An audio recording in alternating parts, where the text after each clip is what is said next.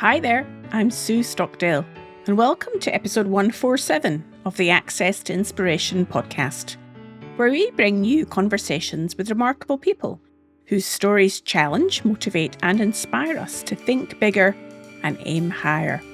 My guest today is Zara Lachlan, a remarkable 21-year-old who took on the ultimate test of endurance, rowing solo across the Atlantic.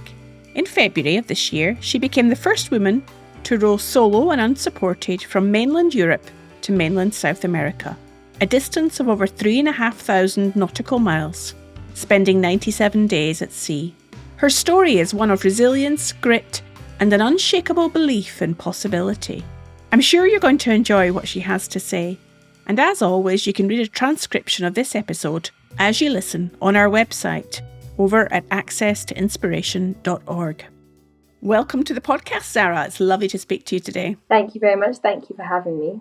Well, I bet you're exhausted after spending the last 97 days or so at sea, rowing across an ocean. How does it feel to be back at university? Oh, great. It's actually really nice to go back to normal training as well. I've just got back from the gym. So I actually just got back from doing a rowing session, which was good fun. How does it compare doing it in a gym environment than being out in the actual ocean? The ocean is much prettier. It's more to look at and warm and nice and sunny, whereas the gym is not any of those things. Just as we reflect on that, before I get into hearing about this epic voyage that you undertook, one of the things, being alone out in an ocean with that close connection to nature for so many days, how did you adapt to that sense of noise coming back from being out in the ocean? I haven't adapted very well yet.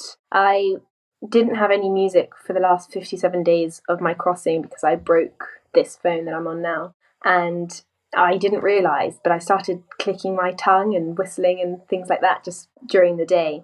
And I do it now that I'm back. And so I'll be around people. And if I'm not particularly engaged in the conversation, I'll be there just going... So, very rude of me, but hopefully that goes away soon as I actually realise I am around people. It can make such a difference. So tell me then, what prompted this desire to row across an ocean? Honestly, I thought it would be fun. And I had 2.5 months of intensive training. I did over 500 hours in my boat and then a lot of theory. And I went and I had a few things that I wasn't looking forward to doing when I was out there, but I absolutely enjoyed everything. And I'm really glad that I went, even though I didn't have a big reason to go or anything. It was just because I thought it would be fun, and it really was. Now, I understand before you decided to take this decision to row across the ocean, you'd been in some sort of car accident, and I'm wondering whether that was part of the defining moment and reason to decide to do it.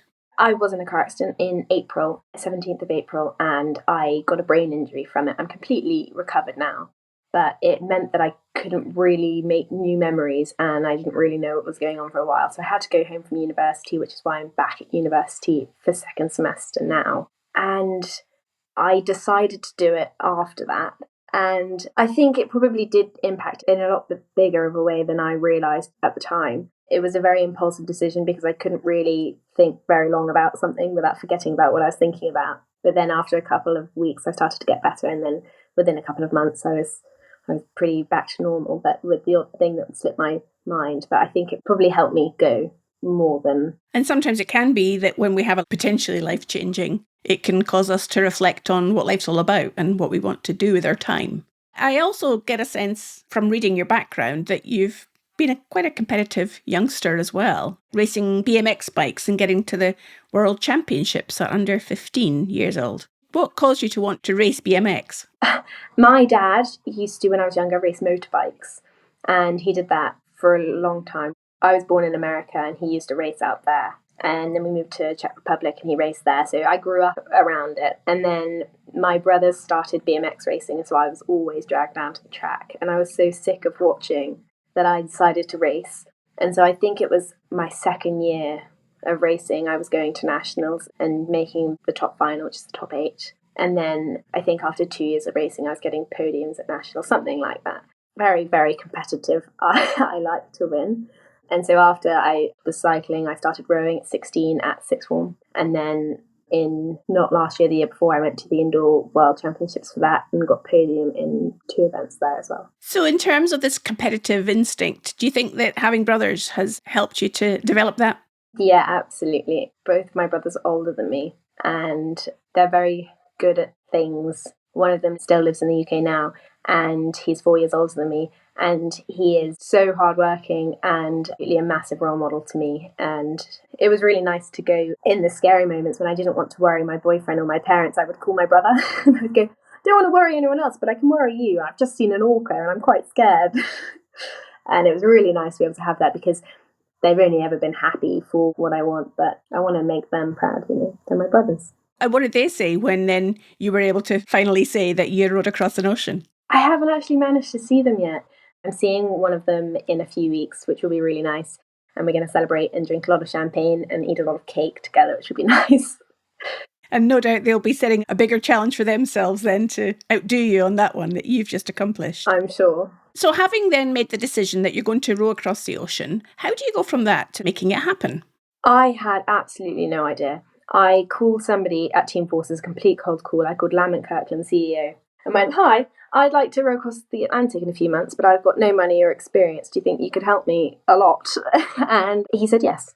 And he invited me to talk at events where I could hopefully get some interest and sponsorship because you can't start without any money. It was a very expensive crossing to do. And I called him at the end of April, beginning of May. And then I left in October. So I needed to buy a boat, pay for training, pay for everything, food. And they helped me out with all of my admin as well. They put me in contact with coaches at Rannoch who then did this intensive thing with me. And I would have absolutely never been able to do any of it by myself. And so your connection with Team Forces, did that come because you were joining officer training in September? Is that right? Yes, I've been on a military contract since I was 15. So I went to a special sixth form that's now closed down, but that was military sponsored. And then I had to go to university and do a technical degree. We could either do maths, physics or engineering, and I chose physics. And so technically now I'm a reserve, but then when I finish education and then go to Sandhurst, I'll be a regular.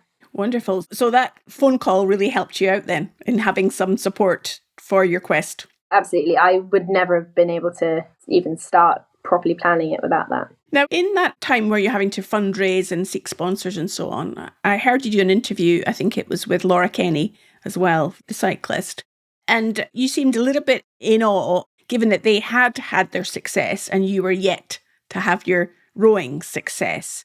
So there's something to me about self-belief when you're seeking sponsorship, when you're having to convince others that you are the person that can do this. How do you manage your sense of self-belief and your mind in those moments? That's a very good question.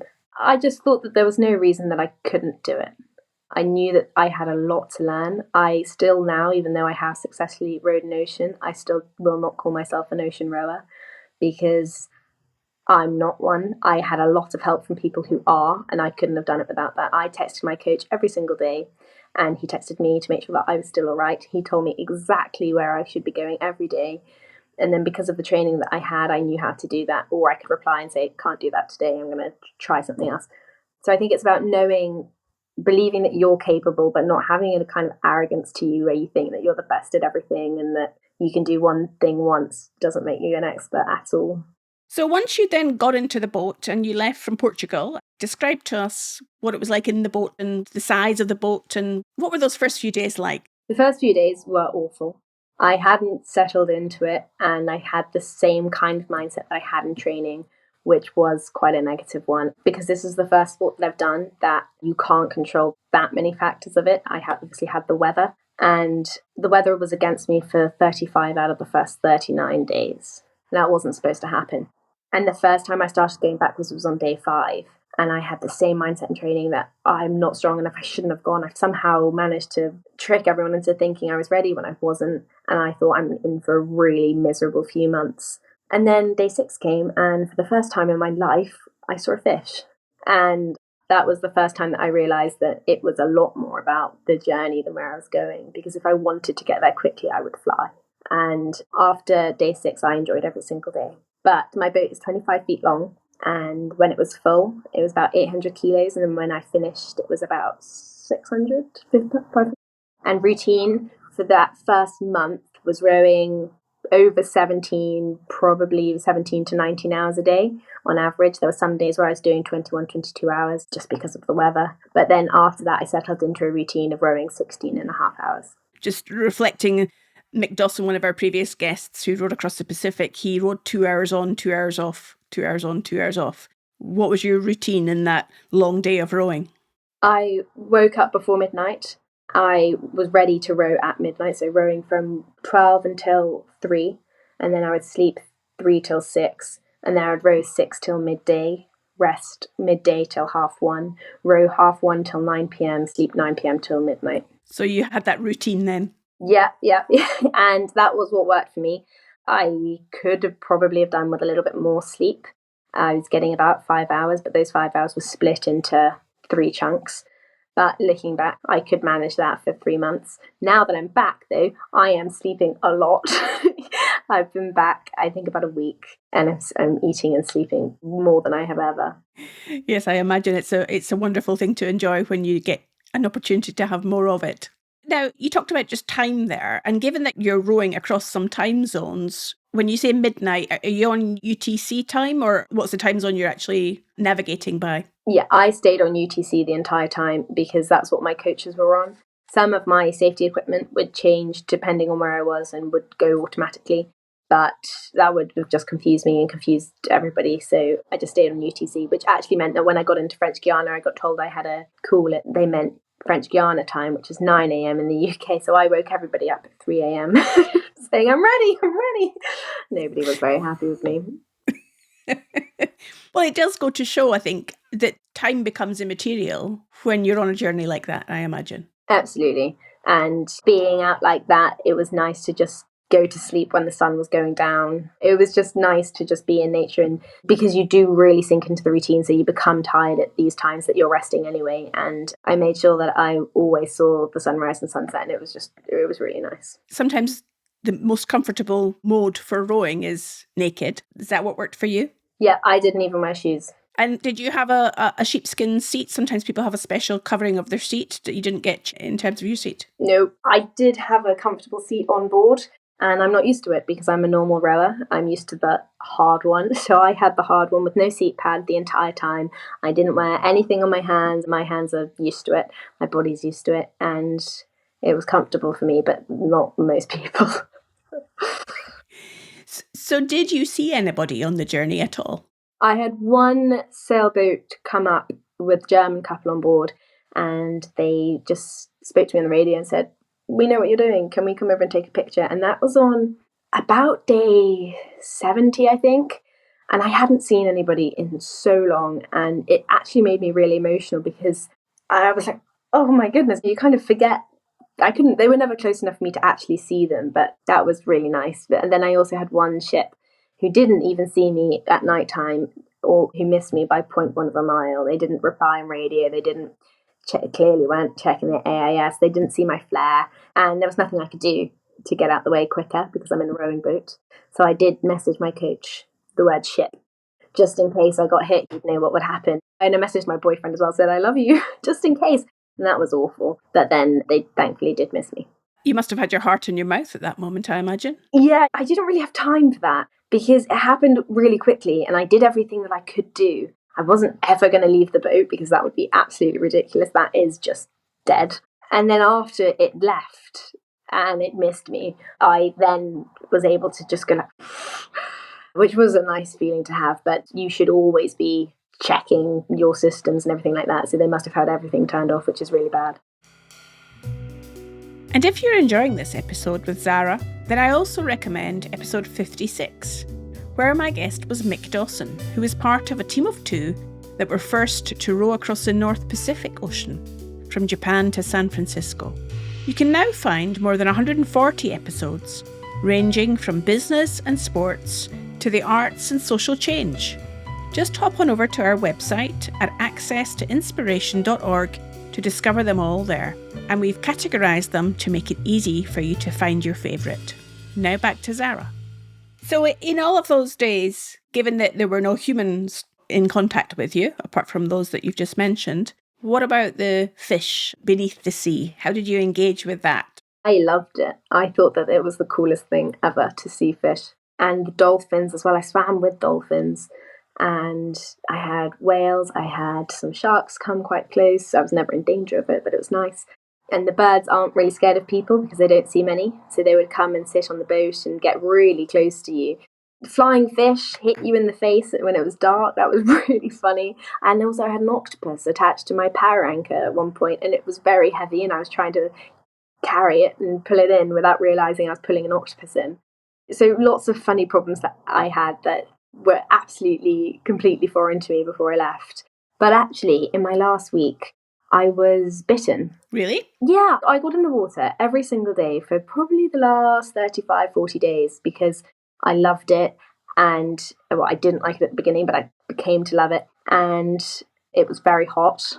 And I was dangling my legs over the edge of the boat like I did every other day to put on my goggles and my gloves. And then something bit me. Not super badly. I have all my toes still, but I did go for a run yesterday and it did start bleeding again. And we think it was a barracuda. Wow. That's a little scary. Did you never feel nervous that once you got into the water that you wouldn't be able to get back into the boat? You're always attached. You have a 3-meter piece of line.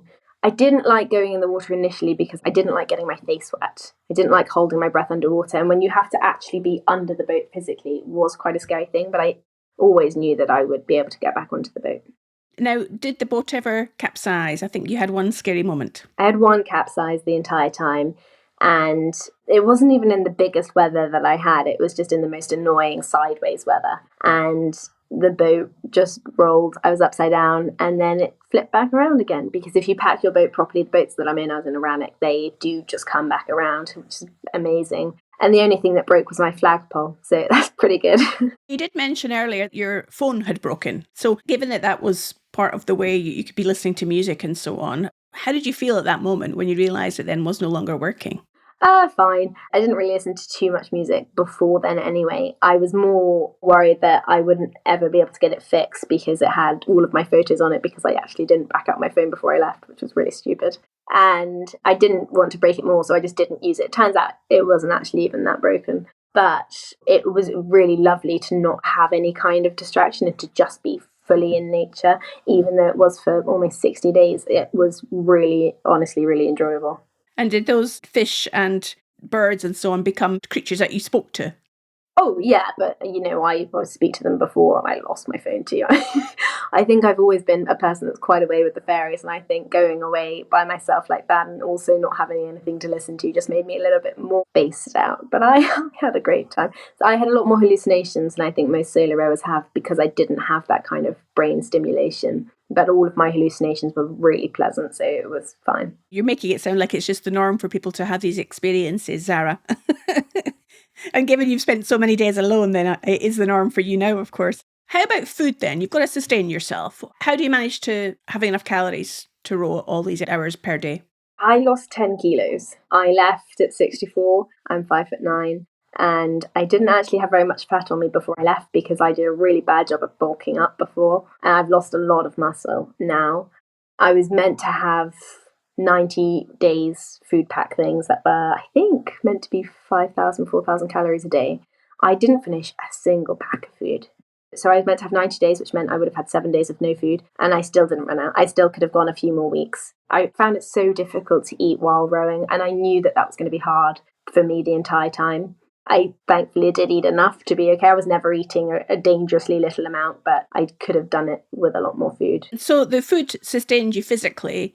How did you sustain yourself mentally? I brought nail polish with me. It's good advice for someone doing something like this to have one thing that isn't rowing that you can do. Some people make coffee every day and do it actually nicely. Some people write a blog. And I'm not really that motivated by food. And I don't like writing. And so I thought the thing that would make me feel quite human is painting my nails, because I always have my nails painted. And it takes like 2 minutes a week. And it was really nice to have because it made me feel normal. And I always paint my nails for myself. So some people have asked me, but no one's there. It's like, yeah, but I never do it for anybody else anyway. So it was nice. I had that. And on the days I painted my nails, even though they chipped instantly, I always felt much better.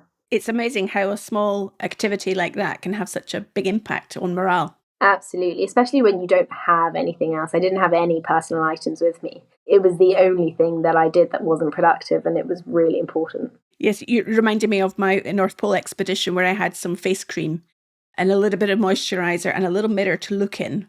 All the men in the expedition team laughed at me, but after a few days, they all wanted to look in the mirror and borrow the face cream too. So sometimes those small things can make a big difference. Absolutely. As you got closer to land, could you smell land before you could see it? Yeah, I thought that was a really odd thing that everybody was telling me would happen, but I could smell it from quite far away. And also, French Guiana is quite flat, so I only saw it when I was about 5 miles offshore. And it didn't hit me that I'd seen land. I thought, like, oh, that's cool. I didn't think I'd been alone for almost 100 days and this big thing that I've been working towards was nearly over. Because the thing that was mostly on my mind when I was coming into land was the fact that only one other person's done this crossing before. It was in 2002, it's before I was born. He was a man and he holds the speed record. He's the only other person that's done it. And I missed out on taking that off him by 19 hours. And so all I could do when I was coming in, I didn't see it as an achievement because all I was thinking was, over the past 3 months, which days could I have tried a little bit harder on? Which days could I have done something slightly differently? I knew I made the wrong call sometimes. So when I was going through the Canaries, I chose to go the west side of Gran Canaria and I probably should have gone the east and things like that. And I was thinking about it and thinking if I'd left a week earlier in my weather window, would it have been easier? Would it have cut off time? And it was awful because I just finished this thing that I'd been all consumed by for almost 100 days. And I just felt like I hadn't actually done anything. And thankfully now I can look at it a little bit more rationally and think, well, I couldn't do it. That's fine. I wonder if it was that competitive instinct of yours coming into play there. Absolutely. I was never setting out for the speed record, but I knew I was going to be close to it. And I got told about it about 3 weeks out. And I knew I might be able to get it. And I pushed for it and I didn't get it. So how did it feel then eventually setting foot on land in French Guiana? It didn't hit me for ages. It was just, my parents actually came out, which was a surprise, which was nice. And I saw them and went, oh, hi, how was your flight? It took me a while for it to sink in that what I'd done. And it was actually until somebody said to me, what would you 10 years ago have thought about what you've just done? Because I know 11-year-old me would think it was pretty cool. And somebody asked me that and I started to cry and I said, oh my goodness. So now I feel happy that I've done it. But at the time I was just like, yeah, it was fun. It was good. And what did your parents say to you when they saw you? Well done, I think. I can't remember. They were both very happy to see me, but my mum cried when I told her I was leaving and she cried when I came back. So one was because she was scared and one because she was so relieved. That's what parents do, isn't it? Absolutely. When they care about their children. So I also know that when you got to French Guiana, you need to buy some clothes to get yourself back home in a decent state. I did. So it was actually the first thing that I did after I got off the boat. I'd sorted out all my kit on the boat. But before I went to the hotel and showered, had some food, anything like that, I went to a clothes shop and bought some trousers and other things and a jumper because the only thing that I had to get on the flight on was shorts and wellies. And I didn't fancy getting on a long flight like that. And I got some human clothes so that I could look a little bit more presentable and like I'd not been on a boat for 3 months because my boyfriend did pick me up from the airport and I wanted to look quite nice. And no doubt had painted nails as well. Yeah, I think I did pink. Wonderful. So now that you're 10 days on after that amazing journey, Zara, what do you reflect about it now, given the opportunity to be a little bit distanced from it? Oh, it was incredible. I missed the water. I missed it that first day I wasn't on it.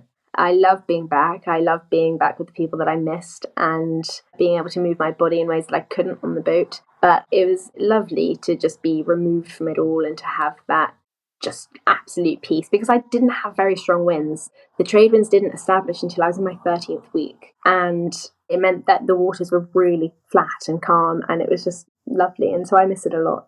I'm very thankful I got to go. I'm very thankful to everybody that helped me. And now that I am back, I am trying to give back as much as possible. I'm going to try and do as much work with Team Forces as I can to help somebody else do something like this because it was the coolest thing ever. And if one of our listeners was hearing your story today, Zara, and thinking, oh, I've got a dream, I'd love to do something, what would be your advice to them? Yeah, do it. There's always going to be a reason why you can't do it, and there's always going to be a reason why you think it's not a good idea, and you can sit in an hour and talk yourself out of anything. But if you actually want to do it, there are people out there who can help, and even if you're scared, you should definitely go because you might actually enjoy it. You never know what's possible is really what you're saying there, isn't it? How one can surprise oneself in terms of what can be achieved. Oh, yeah, and 9 times out of 10, you'll be stronger than you think you are. So what was your reception like when you got back to university? I actually don't talk about the row in my life. So unless people knew about it before I left, they don't know about it now. I just say I was away. I did a lot of rowing and I was away, but I'm back now.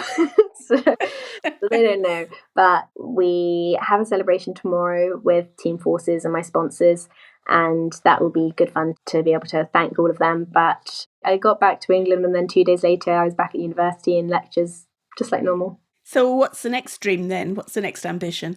I'm not sure. I would like to do something, but we're not sure what yet. I like the water, I like rowing, but maybe something like sailing or maybe something completely different like what you did. But I know that when I do decide to do something else, Team Forces will be there and help me out in whatever way they can. But I don't know. I'll graduate this summer and then I'll go off to Sandhurst in September. That's a year long, 11 months. And so I'll see what I'm interested in when I'm older. And finally, Zara, in what way do you think this experience is going to help you when you go to Sandhurst and do that officer training? How might it have helped you? It's made me much kinder on myself. In that first month, I had to adjust my mindset and had to be able to think that some days I'm going to push, I'm going to put all of my effort in, and it is not going to be enough to get the goal that I want. And sometimes that's okay. And that was such a difficult thing for me to learn because I've always been like, no, you aren't strong enough, you're not good enough. And it's just made it easier to actually push myself. And I would set more challenging targets because I wouldn't beat myself up as much when I couldn't get them. And I think it made me do a lot better because of it, because I had this push target to get to and I wasn't scared of not getting it. And it just made my mind a much nicer place to be in. So I hope that sticks around as while I'm at Sandhurst. If not, I might have to take a few months out and sabbatical and go and do another one and come back. I love what you've said there, just about it makes your mind a nicer place to be in. Yeah, it's so important though. And I always neglected that part and just pushed through it. But that's silly because you spend all your time in your mind. I'm just eager to ask one final question and another thing and another thing. Given that it's a physical challenge and it's a mental challenge, what do you think is most important? Oh, physically I was fine. I put a lot of effort in for years to get to the point where physically I wasn't really going to struggle. There were absolutely days where I ached and was sore, but nothing bad. I regularly would get to the point in training in normal rowing where I'm sick most days just because you're pushed so hard. And I didn't have that. I went on the water because you can't sprint for 16, 17 hours. Mentally was so difficult to wake up every single day, row for 21 hours, 5 of those hours you're at a speed of 0, and have that every day. I had that for 3 weeks was so hard. And to know that I still had 3,000 miles to go, absolutely a million times harder mentally than physically. In those moments, what did you say to yourself? I didn't say much to myself, actually. I can still feel that feeling. It does make me a little bit emotional now. I wouldn't have been able to get through that by myself. I wanted to give up every day. I was never serious about it, but I absolutely wanted to stop. And my boyfriend was absolutely incredible, knowing that he couldn't actually help the conditions that I was in. I'm by myself and he can't control the weather. And especially on the days where I didn't feel like I'd achieved anything, when I'd gone 11 miles or something, he was always there to remind me that I was doing a good job and that I should be proud of myself. So I actually didn't do much for myself then. So I'm very, very grateful that he was there. And also my coach as well called me on when I was having a really hard day. I was going around in circles in the Canaries for a long time, and he called me to talk about the weather, but he also wanted to just say that, it is hard and you can get there. So it was a solo thing, but it absolutely was not solo. I think what you're reminding me of is the power of encouragement that any of us can give to somebody else when maybe they're struggling or having a bad day. Sometimes just a few words of encouragement can be so powerful, whether they're out in the middle of the ocean or not. Yeah, I think it means a lot more than you can realise as well. I never wanted to let on, especially to my coach, how much what he would say meant to me. I told him very early on, day 10 or something, that I hated going to para anchor, which is your sea anchor, because it feels like giving up. because you only put it out when you're losing too much ground and you need to slow yourself down. And it doesn't stop you completely, but it slows it down. And just feeling like I was giving up every time I needed to rest was so difficult. And he would literally just say one line back, it's hard, you're going to have to do it sometimes. I had to do it for 5 days or whatever he said. And it meant so much to me. And I do need to properly thank him for that. Well, it just goes to show that, as you say, it's a team effort. You're doing the work. There's a great support team around you that have helped you to get there. Your sponsors, your family, your friends, no doubt as well. It's an amazing accomplishment, Zara. I think you're such a fantastic role model for young people today and older people like myself to be inspired by. And it's been really wonderful to hear your story firsthand. If people do want to find out more about you and perhaps what you're doing in the future, how can they do that on social media? I am on LinkedIn. It's just my name, Zara Lachlan. And then there's also an Instagram, Atlantic Solo Zara. Fantastic. Well, I wish you well in your continuing studies and no doubt that party tomorrow night with your sponsors and a bit of a celebration and whatever the next adventure that holds for you. Thank you so much, Lee. Thank you for having me. What an incredible conversation with Zara Lachlan. Her journey is a powerful reminder that sometimes the biggest barriers that we face are the ones in our minds, and that courage, determination, and a little bit of adventure can take us further than we ever imagined. If you've been inspired by today's episode, then don't forget to share it with someone who might need a little extra motivation. And if you want to follow Zara's next big adventure, then you can find her on Instagram at Atlantic Solo Zara. I'll be back again in 2 weeks' time with another inspiring guest. And meanwhile, you can keep connected with us on social media. Just search for Access to Inspiration. I look forward to connecting with you again soon.